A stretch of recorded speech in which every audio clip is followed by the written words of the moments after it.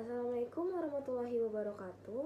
Perkenalkan, nama saya Halida Zia Salwanaura, Prodi Ilmu Keolahragaan dari angkatan 2024. Di sini saya akan menjelaskan beberapa poin tentang etika dalam agama Islam.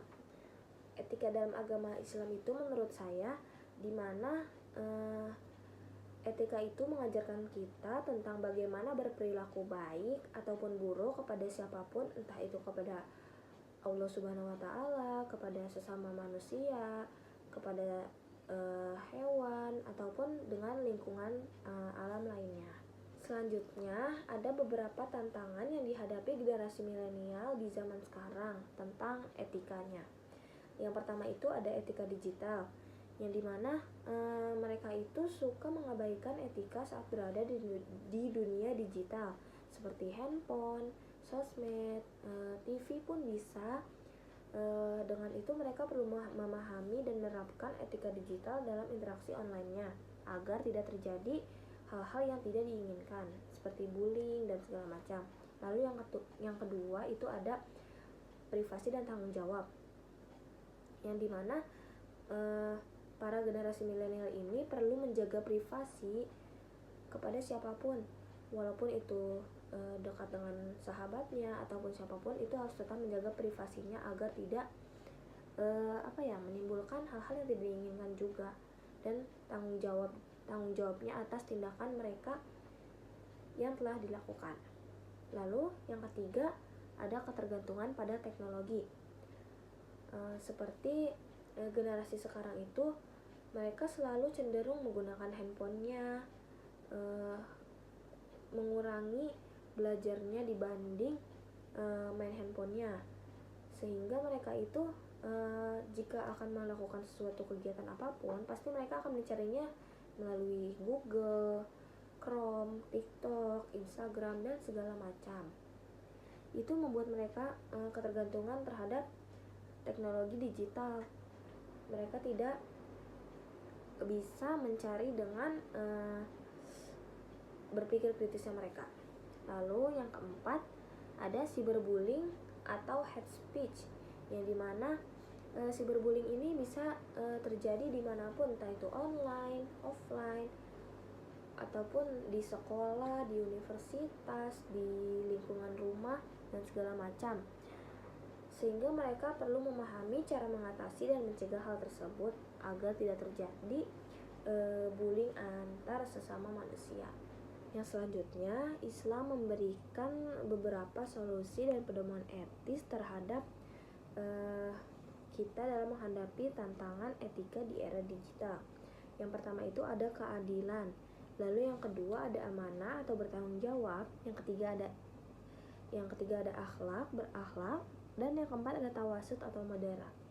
Lalu ada beberapa solusi untuk menghadapi tantangan etika tersebut. Yang pertama, kita harus menggunakan teknologi dengan bijak. Yang kedua, kita harus menghormati privasi yang orang miliki. Yang ketiga, menghindari penyebaran informasi yang palsu atau informasinya itu tidak didapatkan dari media-media yang real atau yang benerannya. Lalu yang terakhir ada mengembangkan kesadaran digital.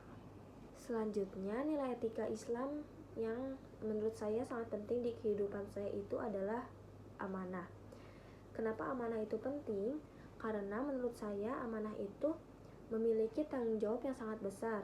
Kita harus bertanggung jawab atas apa yang akan kita lakukan atau atas apa yang telah kita lakukan.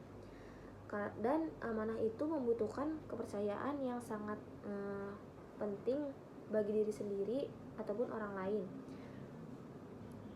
Karena amanah itu jika kita tidak menjalani dengan baik, itu pasti orang akan memikirkan, oh orang ini gak amanah ya, oh orang ini gak bertanggung jawab ya. Kenapa sangat penting? Karena jika kita bisa diberikan amanah dengan baik, kita pasti akan mudah dipercaya oleh orang lain, tanpa orang lain itu harus bertanya, kamu yakin mau ngasih pekerjaan itu ke dia? Kamu yakin sama dia? Tanpa dia harus bertanya-tanya seperti itu, Mereka sudah yakin kepada kita kalau kita itu orangnya amanah. Itulah amanah sangat penting di kehidupan saya. Jadi kita harus jujur, harus bertanggung jawab, harus harus bisa menjaga amanah itu. Pokoknya sampai kita tahu, sampai kita